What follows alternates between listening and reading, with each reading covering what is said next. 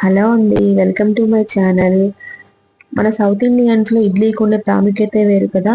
జ్వరం వస్తే ఇడ్లీ, ఆపరేషన్స్ అయితే ఇడ్లీ, పిల్లలకి 6 నెలల తర్వాత తినిపించేదే ఫస్ట్ ఇడ్లీ, తర్వాత ముసలి వాళ్ళకి ఇడ్లీ. ఇట్లా ఎన్నో విధాలుగా తినే ఇడ్లీని ఇంకొంచెం హెల్దీగా మోస్ట్ ఇంపార్టెంట్ మిలెట్ అయిన రాగి ఫ్లోర్ని యాడ్ చేసుకుంటూ తినే ఒక ఇడ్లీ రెసిపీ అండి.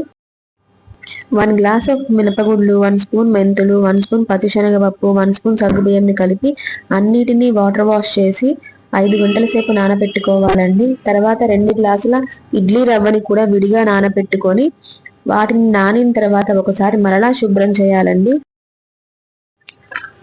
ఇలా శుభ్రం చేసిన పప్పు మిశ్రమాన్ని అంతా కూడా మిక్సీలో వేసుకొని మెత్తగా గ్రైండ్ చేసుకోవాలండి. ఆ గ్రైండ్ చేసిన ఈ పిండి పదార్థాన్ని అంతా కూడా ఆ ఇడ్లీ రవ్వలో కలిపి వేసుకోవాలండి. 1 గ్లాస్ ఆఫ్ రాగి ఫ్లోర్ని కూడా కలిపి వేసి ఉప్పుతో కలిపి నైట్ అంతా ఫెర్మెంటేషన్కి పెట్టేయాలండి.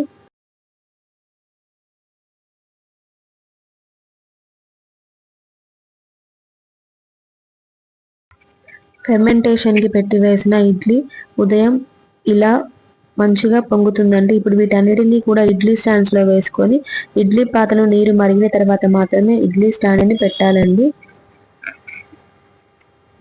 హై ఫ్లేమ్లో 5 మినిట్స్, లో ఫ్లేమ్లో 5 మినిట్స్ ఉంచితే ఇడ్లీ రెడీ అయిపోతుందండి. చాలా చక్కగా మెత్తగా ఎక్కడ అంటుకోకుండా మంచిగా వస్తుందండి రాగి ఇడ్లీ విత్ కాంబినేషన్ ఆఫ్ పల్లీ చట్నీ. అదుర్స్. మీకు కనుక ఈ రెసిపీ నచ్చినట్లయితే do like, share, comment, subscribe to my channel. Thank you.